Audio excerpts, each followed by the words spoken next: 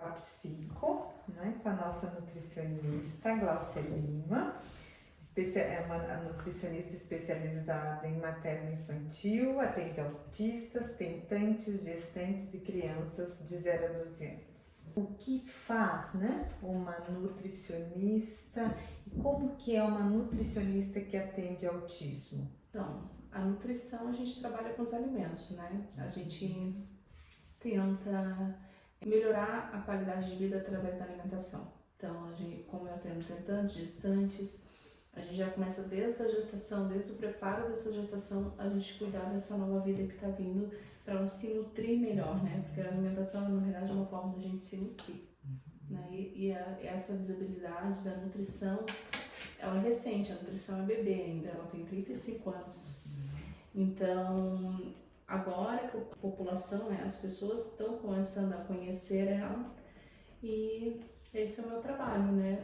Através da alimentação, a gente fazer a prevenção de doenças. Quem que vem te procurar? Quem que marca contigo, assim, na família, né? A gente pensando na família de um autista, né? Mãe, pai, as próprias clínicas, né? Como é que são feitos esses encaminhamentos? A escola, a fono? Por onde tu recebe teus encaminhamentos? O autismo, assim, tem vários meios, né? A primeira percepção, acho que a grande maioria, a mãe nota, mas a gente sempre fala que a mãe tem o luto, a mãe não acredita. Então, assim, geralmente a escola fala dos sinais, mas a grande parte, a grande maioria vem de dentista. Olha que interessante, mas deixa eu te perguntar uma coisa, assim, tu acha que elas vêm depois de já ter o diagnóstico do autismo, ou isso já começa a ser um sintoma de se pensar seletividade alimentar. A seletividade alimentar. A seletividade alimentar. A mãe só procura um nutricionista, ou quando o médico é muito bom, o neuro é muito bom, que você já sabe, para encaminhar para uma equipe multidisciplinar que contém uma nutricionista, mas a grande maioria só vai para nutricionista quando tem um sinal de seletividade alimentar. O que seria seletividade alimentar? É um sintoma? É um sinal? Ela vem, a grande parte dos autistas tem essa seletividade, né? Mas ela vem acompanhada de uma desnutrição de vitaminas e minerais. Então, quando a gente consegue fazer um ajuste conforme com a alimentação e com suplementação também, se necessário. Mas a seletividade alimentar é que hoje tudo tá... o pessoal tudo tá falando que é seletividade alimentar, né? E não é, né? Seletividade alimentar é quando a criança rejeita aquele alimento, que ela faz ânsia de vômito, ela não consegue nem com cheiro. Então isso é uma seletividade alimentar. A criança não comer, não gostar, não é. Então a gente está tudo muito generalizado. Isso, então a gente pode pensar que um sinal importante para a gente pensar, né, na seletividade alimentar tem a ver com a recusa dos 5 sentidos, né? Isso. Tipo, não pode, com o olfato, o paladar, né? Textura. A visão, né? Então tem que ter, vamos dizer, os 5 sentidos ali envolvidos e estarem, né, prejudicados. E essa rejeição ela tem que ser ampla, né? Não é ela rejeitou uma vez, 2 vezes, ela tem seletividade, não. Ela tem que insistir pelo menos 20 vezes no alimento para essa criança realmente não aceitar.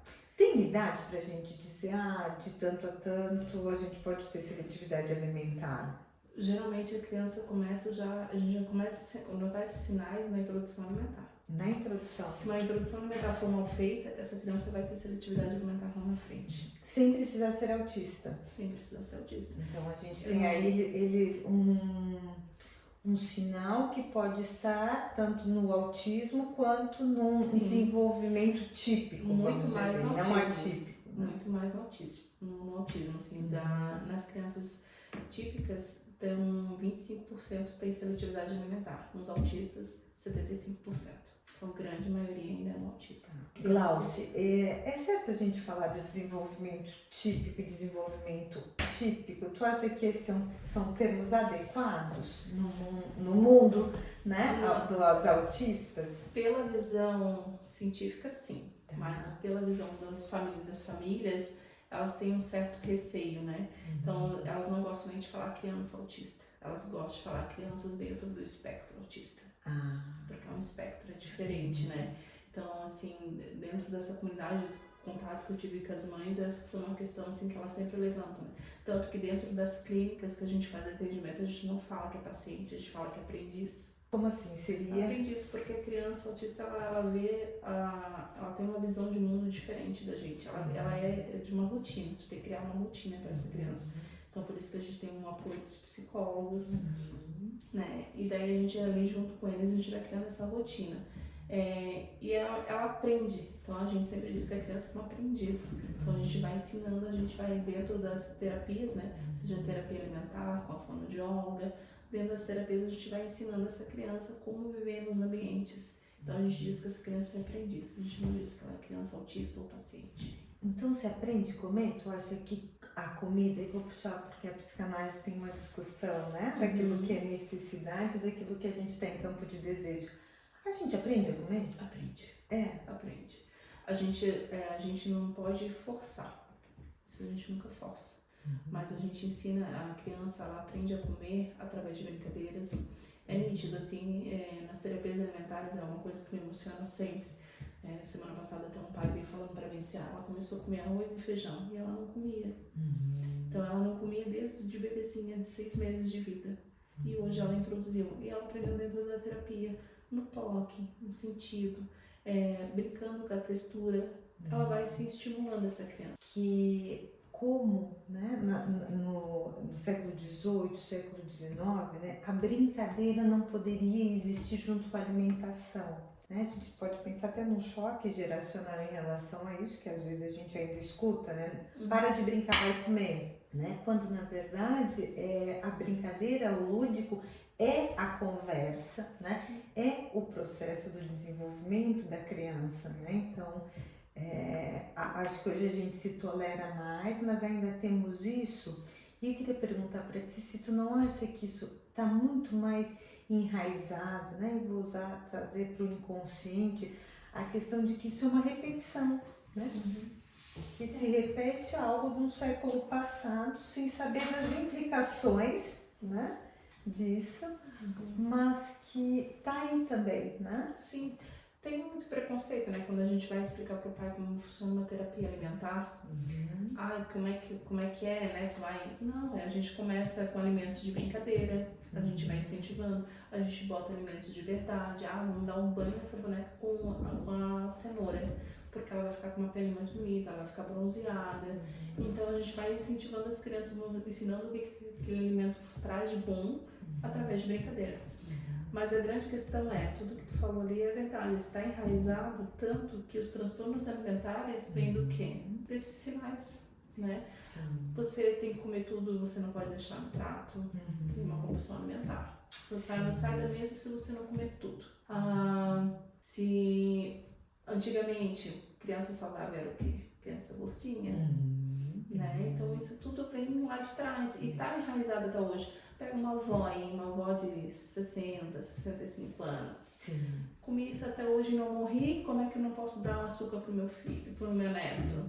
Sim. Então isso é uma coisa, esses costumes estão enraizados, né? Sim. Alimentos, né, marcam suas épocas também, né? A gente vai vendo como os cardápios da família, tá, foram mudando ao longo do tempo, né? Outra coisa da questão dos nutrientes, assim, quando falou, vamos dar um banho na boneca, que ela vai ter a questão, né, de ficar com a pele da cenoura. Até onde tu acha que a informação nutricional, né, tem que estar acompanhada, né? E qual é o ponto? Porque a gente está falando também, estou querendo puxar a brasa para a questão do transtorno alimentar, lembrando que transtorno alimentar a gente está falando, né, da anorexia, da bulimia, né? Temos uma dobradinha ainda, não está no transtorno, né? Porque a obesidade está como uma síndrome metabólica, a gente pega, né? Joga essa bolinha lá com os endócrinos. O TCA, que é o transtorno compulsivo alimentar, está dentro do DSM, joga uma bolinha com a psiquiatria, né? Então vamos dizer assim que isso é uma doença, né? A obesidade e o sobrepeso. A questão desse acompanhamento, do saber, né? Dos nutrientes, porque a gente está falando não de comida também, né? Do nutriente, por dizer que a cenoura vai, ou é um beta-caroteno que vai fazer essa alteração na tua pele. E aí, né? Sabendo da rotina de marcadores fisiológicos, como é o teu café? E eles falam, 200 gramas de proteína, não me lembro mais alguma coisa. Gordura, carboidrato. Isso, de carboidrato. Foca no carboidrato. Mas, né, sempre o carboidrato menor. E aí a gente tá vendo assim, bom, né? Então, assim, é um café que a gente não tem mais comida, a gente tem nutrientes, né? Quando que isso tu acha, como que tu percebe, né, até onde a gente forma e quando a gente começa a verificar que isso está virando uma outra coisa? É diferente, assim, a gente falar dos nutrientes, das vitaminas e minerais e o benefício que ela tem e só falar de carboidrato, que é os macronutrientes, mas essa diferença, micro e macro. O macro é o carboidrato, a proteína e a gordura, né? Então, assim, a grande maioria foca nesses três, mas não é nesses três que a gente tem que focar. A gente tem que focar no tudo, nos micronutrientes, as vitaminas, vitamina A, zinco, B1, B2, B3, B6, todas as vitaminas que são essenciais para o nosso organismo funcionar. O alimento, né, no bom e no ruim, ao invés da gente colocar uma questão que é a relação que a gente estabelece com o alimento, porque ele não é bom nem Exatamente. Eu não acredito. Né? O alimento não existe alimento vilão. Né? Não existe. Não existe. Aí fica os macronutrientes. O que existe são produtos alimentícios. Esses é que a gente bate no pé, que é os produtos ultraprocessados e processados, bolachas, biscoitos. Isso que engorda. A compulsão vem do quê? A pessoa, ela pega um biscoito. Tu nunca vai ver uma pessoa que tem uma compulsão por maçã. Tu nunca vai ver uma pessoa que tem compulsão por arroz. Tu vai ver a pessoa que tem compulsão por produtos alimentícios. Ela vai estar sempre, ela não pode estar comendo mais arroz e feijão, mas ela pode estar comendo nuggets, ela pode estar comendo esses alimentos ultraprocessados. Então, assim, a compulsão nunca vem do alimento. O que a nutrição bate em comida, que a gente fala, eu não gosto desse termo, mas a grande maioria fala comida de verdade, que é os alimentos essenciais pra gente. Que esse sim traz vitaminas e minerais. Mas assim, tu acha tão, vamos dizer, embora tu diga que não é vilão, tu acha tão, não depreciativo, tão negativo a gente dividir um pacote de bolacha recheada, né? Com a nossa amiguinha ou numa viagem? Depende, depende. A nutrição tudo depende, né? Vou te colocar uma história de uma paciente. Essa paciente, ela teve depressão 2 anos pós-pandemia. Ela ficou numa seletividade severa, bulimia. E pós-pandemia, fazendo tratamento com a psico, fazendo tratamento comigo. Ela foi no aniversário de uma colega, né? Pós-pandemia, se reunindo entre os amigos. Uma melhor amiga dela estava de aniversário. E ela comeu a fatia do bolo. Por que esse bolo é vilão? Se para ela foi o melhor momento dela, reencontro dos amigos. Então tudo cabe, mas é saber colocar. E as pessoas perderam o saber colocar. Eu acho que aí é a relação, né? Porque a comida tem essa característica que a gente fala comensal, no sentido que ela participa muito, né, dos nossos ritos, né? Ritos são situações, são experiências importantes para fazer afetação no sujeito. Tá? Os ritos dos neuróticos, né? É importante um casamento, um aniversário, é um rito. Né? E a gente está vendo que às vezes, né, o sujeito, para a gente já está mudando esse padrão, né, das doenças subjetivas contemporâneas por conta da perda dos ritos. Né? Então a gente faz uma acoplagem do tempo e do espaço e o sujeito fica muito solto, sem ter essas marcações, né? Sem fazer essa narrativa histórica. Os ritos se prestam para a gente colocar eles em narrativa, né? Para ser contados, para serem lembrados, rememorados. Então, e a alimentação se presta na humanidade a isso, há muitos anos tem esse papel. A alimentação união, né? Processos comensais, são laços que se estabelecem. Mas né? isso se perdeu pela mudança do tempo, pela rotina. E aí hoje qual é a família que se reúne para tomar um café da manhã? Mas eu acho que isso ganhou, né? E aí eu acho que isso é mercado. A gente não pode esquecer que uma das maiores indústrias é a indústria alimentícia, né? Que vem com essa questão, né? Muito do nutriente, né? e vai mutando isso no laço social, porque aí não é mais, né? Lembrei agora do Chester do Natal, né? Que talvez a gente compre lá, mas algo, né? Já uma carne, algo mais ligado, né? À proteína, né? A salada fitness que tem que levar, quando talvez no final do ano seja essa comilança, mas para todos, né? Quem está participando dessa comilança? E eu falo comilança no sentido da gente poder ter um certo. Agora tu para, né? Ela é muito curtinha, ela não deixa o sujeito se estender muito na história. Né? E aí eu acho que ela fica na economia do nutriente, né? Porque ele é mais econômico, né? Do que eu dizer, olha, eu fiz meus ovos, sentei, fiquei pensando, né? Então eu comi 50 gramas de proteína, 200 gramas de proteína. É que eu não trabalho dessa forma, né? Eu não trabalho assim, sempre o cardápio é qualitativo, né? Não é quantitativo. Então, o qualitativo eu sei os nutrientes que estão dentro desse cardápio. Eu sei o que essa paciente precisa ou não, mas ela não sabe. Eu trabalho com a comida, eu trabalho com o alimento, eu oferto para ela o alimento. Tá, outra coisa que eu ia te perguntar, que também tem na área de vocês, né? Tem a doutora Sofia. Tu acredita no comer intuitivo? A gente pode falar que o nosso corpo, ele sinaliza, assim, algumas coisas? A gente tem isso? Tem. A gente tem que apostar na nutrição do comer intuitivo? A gente tem, mas a gente perdeu. Então, assim, para a gente poder apostar, essa pessoa ela tem que estar muito bem. Ela já tem que ter feito um trabalho antes. Uma criança, um bebê. A gente pega um bebê recém-nascido. Esse bebê ele tem um poder intuitivo. Ele vai chorar quando ele tiver fome. Então, assim, ele tem um sinal, mas aí como é que ele começa a perder esse sinal? Ele tá lá, eu sempre falo pra mãe, o estômagozinho de uma criança é isso aqui. Então, assim, 2 colherzinhas que ele comer, ele tá comendo é muito. Então, para que ele tá se adaptando. Então, não força. Vamos lá, já vai perdendo. Horários. A gente tem horário para café da manhã, lanche da manhã, almoço, jantar. Lanche da tarde, jantar, ceia. Horários estabelecidos. Qual o sinal que tu vai ter de saciedade? Qual o sinal que tu vai ter da fome? Então, assim, a gente tem esse poder intuitivo? Tem, mas a gente tem que saber reconhecer. A gente não pode pensar na questão do comer, porque aí na psicanálise, né, a gente diz que após o primeiro grito do bebê, que ele teve um encontro com o seio, a partir dali já começou a ser um ser de desejo, né? Porque aí o outro, né, esse grande outro que a gente vai dizer na função materna, ou quem faz, né, a mãe ou quem faz essa função, ela que vai alienar o que ele quer, o que o bebê quer, né? Então ela vai dizer, agora é a fome, agora é o soninho, né? É uma alienação importante, né? Para manter o bebê, a vida, né? Para poder prover essa vida. Ela aliena por 2, por ela e por ele. E é muito belo isso, né?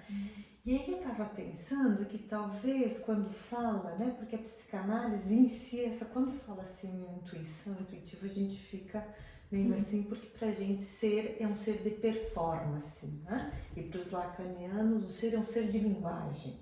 Né? Se esse comer intuitivo, quando a gente fala no intuitivo, não tem a ver com uma questão adaptativa de meio, porque a gente sabe, né, que um grupo é muito modulador, principalmente na alimentação, né? Tanto que as crianças comem melhor quando elas estão, às vezes, não nas suas casas, mas na escolinha, na creche, né?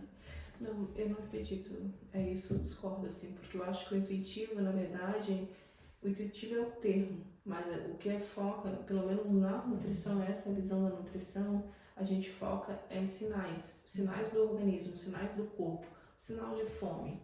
Tá. Então, assim, hoje... Não, mas eu quero saber, por exemplo, do nutriente, tem esse intuitivo? Tu acredita que tem esse... Assim, meu corpo tá com muita vontade de comer essa carne, tá faltando a B12. Não tem a intuição do nutriente. Não. É fome ou não fome seria? Isso, fome, a saciedade. Não, isso não tem como. Isso não ia ser fácil. Eu vou ter vontade de comer um brigadeiro, ter vontade. Desejos. Tá. Então, civilização, desejo é civilização, né? Então, saímos da natureza. Isso, então assim, o que a gente fala aqui em comer intuitivo é observar os sinais do teu corpo. é saber do que ele precisa. Então a gente sabe assim, os sinais do corpo. Se você se sente muito cansado, se você se sente muito desanimado, a gente sabe o quê? Que você precisa de uma fonte de B12, a gente precisa de uma fonte de vitamina, mas isso quem sabe é o profissional da saúde. Pega para qualquer um adolescente, pergunta para ele o que ele precisa quando ele se sente cansado.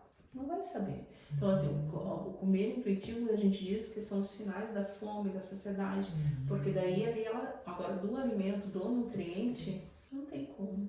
Né? Porque É muita coisa, gente. Né? Tem umas pesquisas aí que a gente não sabe, né? Porque estão falando daquelas que o bebê consegue estar identificando já, né? Na questão do útero, qual é o nutriente, né? Se eles estão fazendo pesquisas com cenoura, se é doce. A gente fica pensando, mas cadê? Como é que vai saber pela questão da gente imagina que seja pelo paladar que a gente faz a descrição da coisa, né? Isso, isso tá aí, recentes, né? E assim, a gente tem que lembrar que tem que ser randomizados, tem que ser estudos bons, né? De mais tempo. Isso. Né?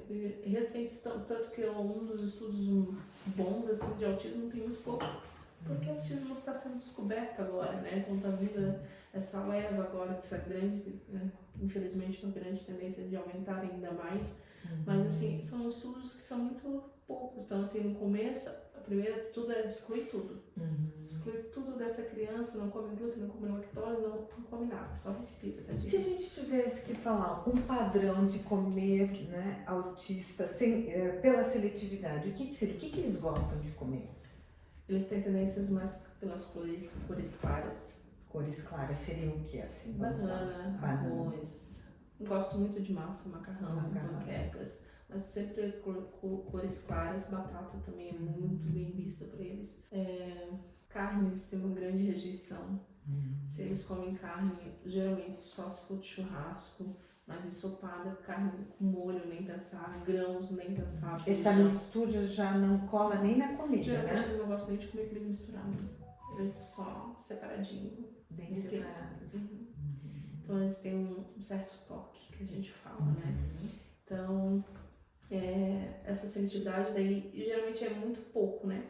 Tem criança que chegou para mim comendo 4 alimentos, 11 alimentos. Então, para a grande gama que a gente tem é muito pouco. Num desenvolvimento, vamos falar de quantidade, então fica bonitinho, né? Só para a gente ter uma proporção assim. No desenvolvimento típico, quantos alimentos assim qual é a variação dos alimentos que a gente come? Uma criança tipicamente, num desenvolvimento típico. Então, eu também estava pensando, não sei se eu chegaria aos 50, assim, porque eu acho que a gente talvez, né? Cada família ou regiões vai ficando mais restritas e repetindo, né? Isso, essa é a questão da região, né? A gente tem que valorizar muito, assim. Então, que nem você pega uma pessoa lá do Nordeste, então a gente já tem que botar os alimentos de lá, porque os pais também têm a rejeição dos alimentos daqui. Sim. Então, assim, a gente tem que trabalhar sempre. A regionalidade é importante, né? A cultura também é muito importante. É essencial. Então, assim, mas tem uma grande variedade. Assim, pega uma criança de 7, 8 anos, que ela não coma pelo menos uns 40 alimentos, é raro. Uma outra questão que me chama a atenção, assim, qual que seria no TAR que a gente tem, né, que é o transtorno alimentar restritivo, né?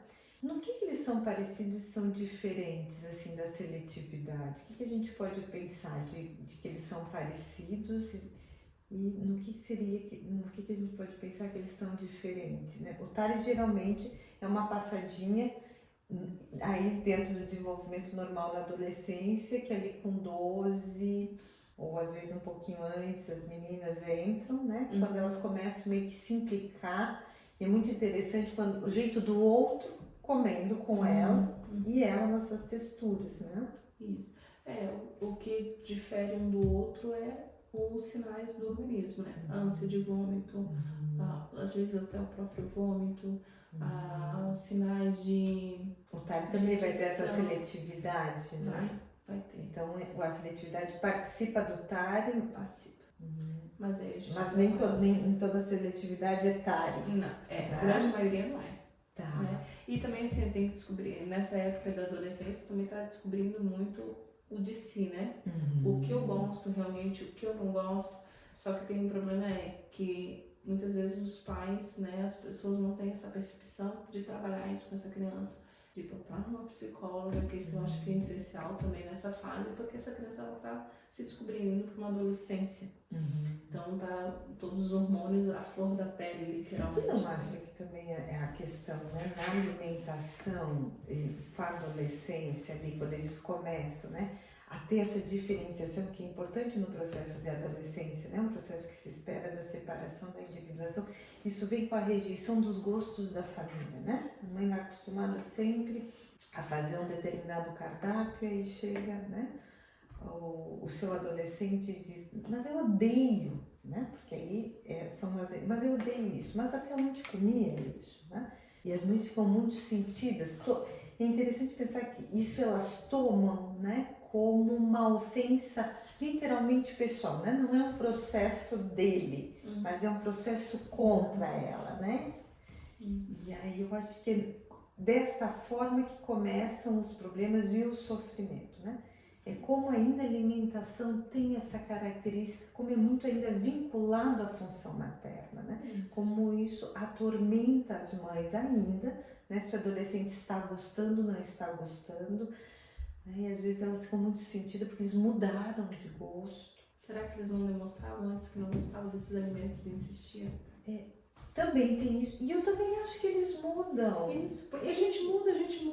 Porque é do processo da adolescência, essa separação, né? A separação às vezes vem pela via contrária para depois compor e fazer o consenso, mas no primeiro momento, né? O nosso paladar ele muda a cada 21 dias. Já tem Como estudos. assim? A gente Como muda. assim? É simples, um teste simples é o café. Aquela pessoa que adoça o café. Se ela, primeiro dia ela vai odiar, ela vai gostar de botar ali amargo. O segundo dia ela vai detestar, o terceiro dia tá xingando a Nutri, o quarto dia tá xingando quem inventou essa história de tirar o açúcar do café. E depois ela vai se habituando. 7 dias é o café, a mudança do amargo. Tá. Depois ela vai se habituando a tomar. Então, assim, o nosso paladar ele tem essa limpeza, as células vão morrendo, ele tem essa limpeza e ele vai alterando. Então quer dizer que às vezes eu posso estar mais pro doce, outras vezes mais pro salgado, pro cítrico, pro azedo. Todos eles vão alterando conforme o tempo e principalmente conforme a idade também. Sim, né? Na adolescência a gente vê. A adolescência, principalmente mais as coisas gordurosas, né? As coisas mais palatáveis. Aí é onde que entra os ultraprocessados. O que é mais palatável? Comer um hambúrguer com batata frita e um refrigerante ou comer um arroz e feijão na carne? Sim. Então a adolescência vai por essa questão. A adolescência também vai para a questão assim, de mudança, dono de si. Então, vou começar a reunião com os amigos, uma festinha com os amigos. Por que eu vou esperar? Vou comer primeiro aqui ou vou comer lá com eles? Aí vem a parte dos rituais também. Sim, né? E dessa, vamos dizer, né? Desse sentimento de abandono, né? Principalmente as mães sentem em relação aos seus adolescentes, né? Que o que elas faziam já não serve mais. E muitas vezes, o último dos vínculos, né? Na oposição que o adolescente tende a fazer com a outra geração, o último que vai caindo, um dos primeiros que se apresenta é pela via da alimentação, tá? Muitas vezes aquela mãe que sempre acordava cedo para fazer o café e dizia, não precisa. E ela segue até um dia que ele diz, não vou tomar, não tomo mais, eu não gosto mais de tomar, né? O leite com o Nescau, a coisa, né? O que a mãe fazia, como se ofertando. Isso, e também eu acho que a questão da alimentação também influencia muito pela a nossa sociedade, né? Os padrões estabelecidos. Hoje um adolescente gordinho não se sente bem. Então ele busca outras formas de se recuperar, de se estabelecer dentro desse padrão da sociedade. Então até aquele alimento que a mãe ele achava, minha mãe não sabe. Então vou pegar ali o que eu vi no Instagram, eu vou pegar ali e vou seguir. Então ele vai modificando, né? Eu falo isso como profissional da área da saúde e como mãe também. Eu tenho um adolescente em casa. Então assim, se a gente não está bem aberta a conversar e aí ver os termos que ele está pensando, ele vai se perder, ele vai no caminho. E eu acho que a gente tem que cuidar, né? Porque ou a gente entra, né, numa adolescência muito permissiva, né? Onde os pais tendem a ter muito medo, né, da oposição, ou até mesmo não consegue ter, né? Isso é bem comum hoje na contemporaneidade, a questão de se embancar na sua parentalidade. A mãe sendo mãe, não sendo a melhor amiga, não sendo a prima, né? Isso O se pai perdeu sendo o muito, pai. né? Eu acho assim que foi, claro, a gente não pode generalizar que antigamente tinha muitos maus tratos, tinha realmente, mas tinha um pai e uma mãe. Tinha um olhar que o pai e a mamãe faziam, a criança já entendia o que estava acontecendo. Tinha a questão do respeito. A mãe se posicionar como mãe, não como amiga, não como colega.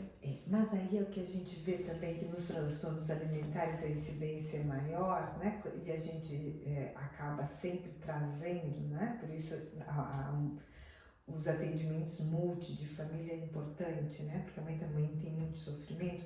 É uma relação muito conflituosa, muitas vezes pela via simbiótica entre a mãe e a filha, né? Eu acho que quando a gente fala em respeito, a gente está falando também da possibilidade de admirar, né? Não é um respeito pelo medo, pelo temor, né? Mas um respeito por uma admiração, né? Porque talvez a gente, nessa nostalgia que a gente muitas vezes acaba tendo do passado, as coisas eram mais estanques por mais tempo, nos dava uma segurança maior para as famílias, né? O pai trabalhava, ou a mãe cuidava, ficava em casa, né? A gente tinha uma certa continuidade. Hoje a gente tem uma celeridade, né?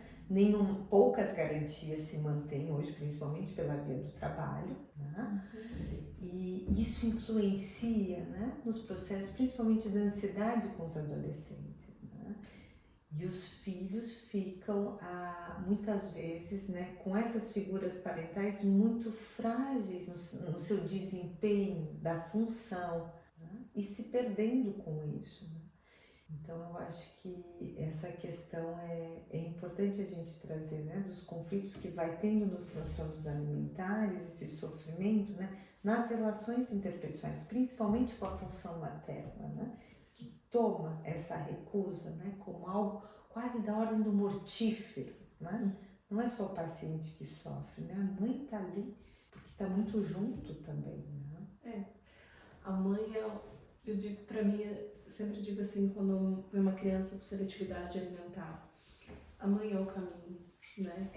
A gente tem que trabalhar, mas eu sempre falo assim, que o reunir com essa criança, botar essa criança a fazer junto, mostrar para ela como é o preparo, como fazer, ela é o caminho desse. Só que tem um problema se essa mãe não tem tempo, como é que ela vai ser?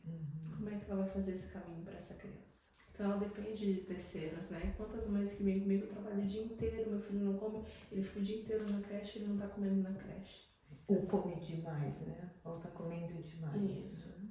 E tem casos, né? Hoje a gente está com um grande número de obesidade infantil.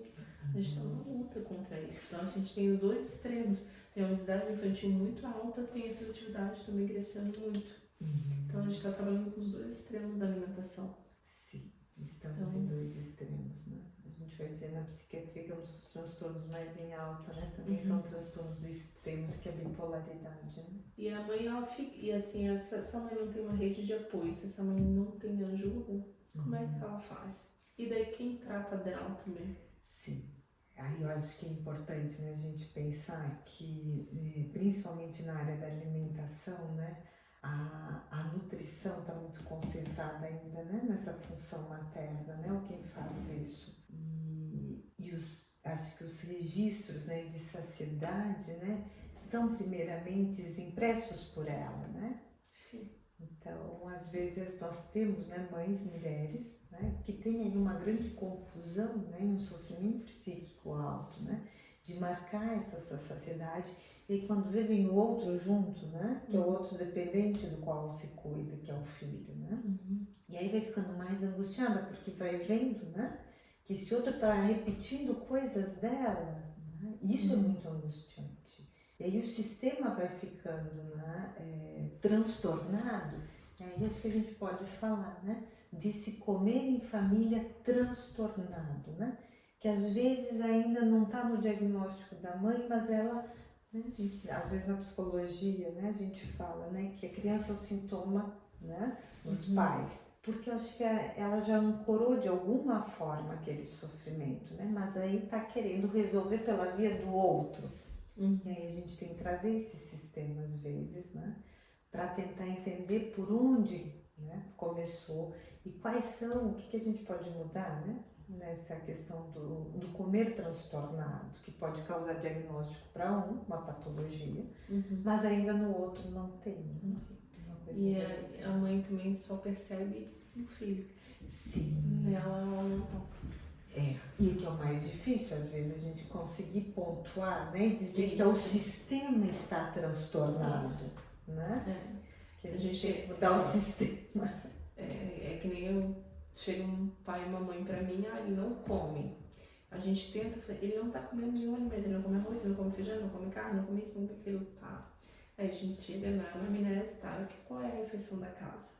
Como é que funciona a refeição da casa? A gente não tem tempo, a gente não come, a gente come isso, come muito lanche, a gente come ultraprocessados. Como é que essa criança vai ter uma alimentação adequada se ela tem um sistema que não tem? Então a gente pode falar cada vez mais que comida é sistema, né? É relação, né? É implicações afetivas, né? Quando a gente escuta uma patologia, a gente tem que ver qual é a afetação que está transtornando esse sistema, né? Esse é o meu pensamento, assim, a gente vê, hoje nunca foi tão fácil ter alimentos, mas também nunca foi tão difícil ter alimentos bons. Então, eu acrescentaria ainda quanto é difícil, né, fazer uma preparação, né? A gente manipular com isso, né? Isso. Então, assim, a gente tem uma facilidade muito grande hoje em dia em termos financeiros também. A gente tem uma facilidade em alguns lugares, são muito mais restritos, a gente tem que pontuar, né? A gente pega uma região amazônica, a gente tem fome lá. Então a gente tem que cuidar, então a gente tem que pontuar. Mas aqui, principalmente aqui no sul, a gente tem uma grande facilidade. Então, mas esses pais não têm tempo. Essa família não tem tempo.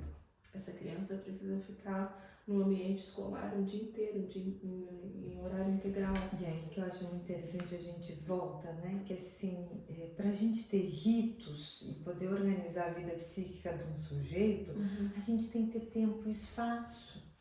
Isso. E na alimentação a gente precisa exatamente disso. A gente tem tempo e espaço. Sim, tem que usar o espaço da cozinha, né? As cozinhas têm que ser usadas, os utensílios têm que ser usados, ser né? mostrado para essa criança, para esse adolescente, a forma de preparo, preparar ele. Preparar a mesa, né? A gente pensa a noção, assim, eu pego qualquer um da década de 80, para não entregar a minha idade, mas assim, pegar um preparo, uma comida da avó, uma comida que é tradicional, que a gente come todos os dias, mas a comida da avó tem um tempero diferente. Gente, e uma coisa, a emoção. Uma coisa que anda me chamando muita atenção, né? Que parece uma coisa demodê, mas na verdade ela tem, né?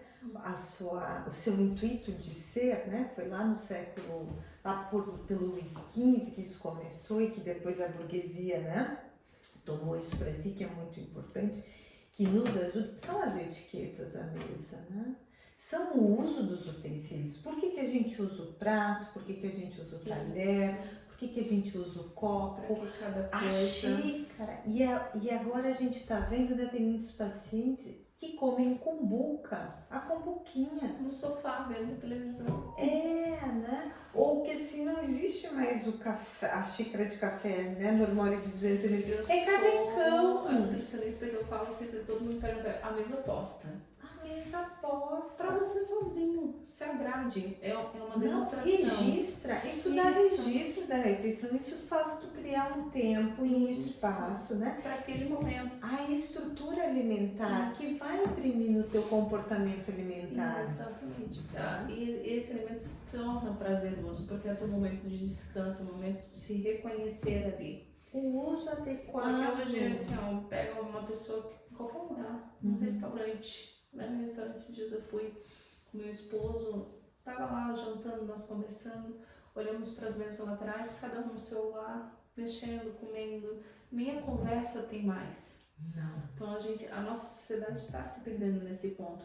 Então a hora do almoço, tô no trabalho, tô naquela correria, tô aqui respondendo o e-mail, tô aqui comendo. Então por que vem o transtorno? Porque tu não tá nem prestando atenção. naquele alimento que tu estás ali botando para dentro. Isso é uma alienação, né? A gente diz, né? E as compulsões têm muito disso, né? Um assujeitamento, ali não temos um sujeito. E não é à toa que eles se mas eu não lembro, eu não comi. Sim.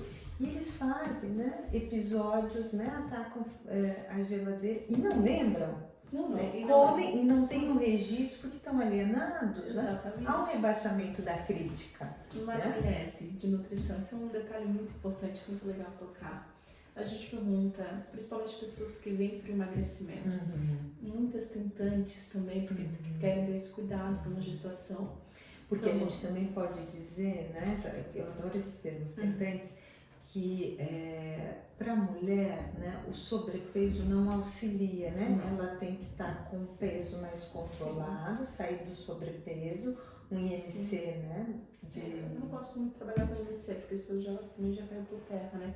Mas a gente sabe que realmente... Tem que sair do sobrepeso para ficar mais fácil, né? Mais fluido. Fica mais fluida a gravidez, mas principalmente para essa mãe durante a gestação, né? Para não ter risco de hipertensão, diabetes gestacional. Então a gente tem que ter todos esses cuidados já antes. O ideal mesmo é elas se preparar um ano antes de gestar. Mas geralmente elas vêm gestantes já, mas geralmente quando elas querem realmente uns 3 meses antes, a gente já consegue fazer um bom trabalho. Mas voltando lá ao termo da anamnese, o que a gente pergunta para ela? A gente pede o diário alimentar. O que essa mãe come, né? Eu tomo café da manhã, faço lanche e tal, assim, no trabalho, faço o almoço, faço o jantar e é isso. Tá? Daí a gente vem a parte de investigadora, né? Tem certeza? Não tem nenhuma bolachinha, não tem uma coisinha que tu belisca, alguma coisa que tu come além? Às vezes rola um caldo de cana, às vezes rola um pastel. Tá, então me faz o diário alimentar de ontem, que eu sempre peço do dia anterior, né? E ela sempre esquece de colocar. Ela coloca as principais refeições. Mas aquele... E esquece, realmente. E a gente vai pesquisando, a gente vai conversando durante a conversa, que daí ela vai soltando. É o inconsciente falando, isso. Né? Então, isso também é uma coisa que a gente acha que tem que deixar mais claro, é que assim, compulsão alimentar tem tratamento. Não podemos deixar cair, né? No âmbito da moralidade, né? Ela não quis contar, ela mentiu, né? Não. Ela esqueceu porque ali a gente está na compulsão, numa relação assujeitada, não tem sujeito. Há um rebaixamento, né? O sujeito não responde mais como responderia de uma outra forma. Né? É algo aditivo mesmo, né? Adicto. Né? Alguns autores vão falar da questão da alimentação da compulsão como uma adicção. Né?